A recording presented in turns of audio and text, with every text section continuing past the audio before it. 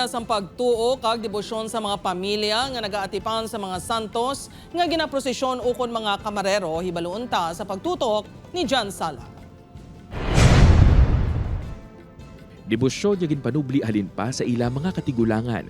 Ini ang istorya sa pamilya ni Dr. Ronald Latap. Luwas nga masako na bilang profesional sa patagsang medisina. Nagaatipan man siya sa mga santos nga ginaprosesyon tag sa Biyernes Santo o kung tinatawag, kamarero. Nagdako sa Barotac Nuevo, Iloilo, apang diri na sa syudad sang Iloilo nagapuyo. So alin pa sang gamay ko, exposed na ako sa kag familiar ko, kaya kita ko, pero may mga pari, gagala dito sa kanday lolo.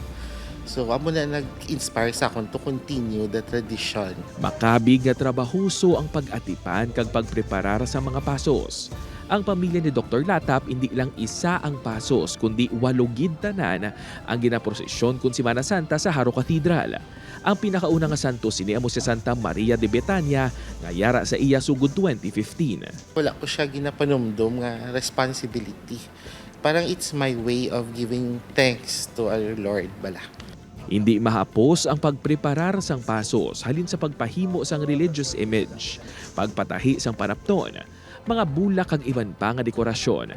Tanan ini maid-id nga ginatutukan. During the Spanish period, no, so usually ang mga santos giman church giman ang nagapanag-iya, no, kag gina-entrust nila ini sa mga families. May ara man ina nga kus mismo ang pamilya ang nagapaobraman sa ilang mga imahin. Sa Arevalo, Iloilo City, 5 katuig na nga nagaprosesyon ang paso sang pamilya na day Christian, apang madugay na nga nagaatipan sila sang mga antigo nga santos.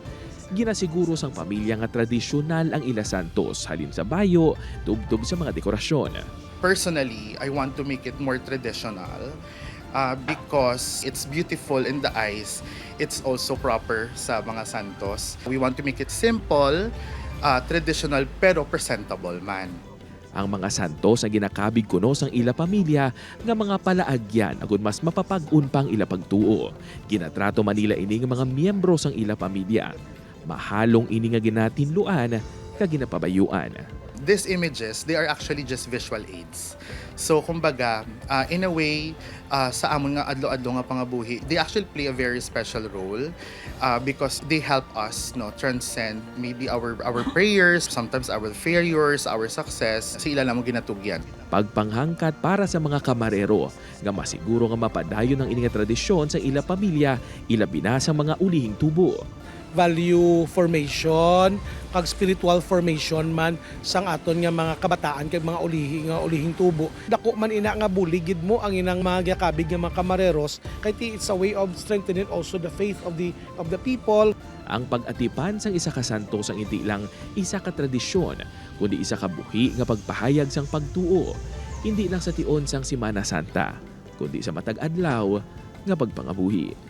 Upod kay Hans Desierto, John Sala. 1 Western Visayas.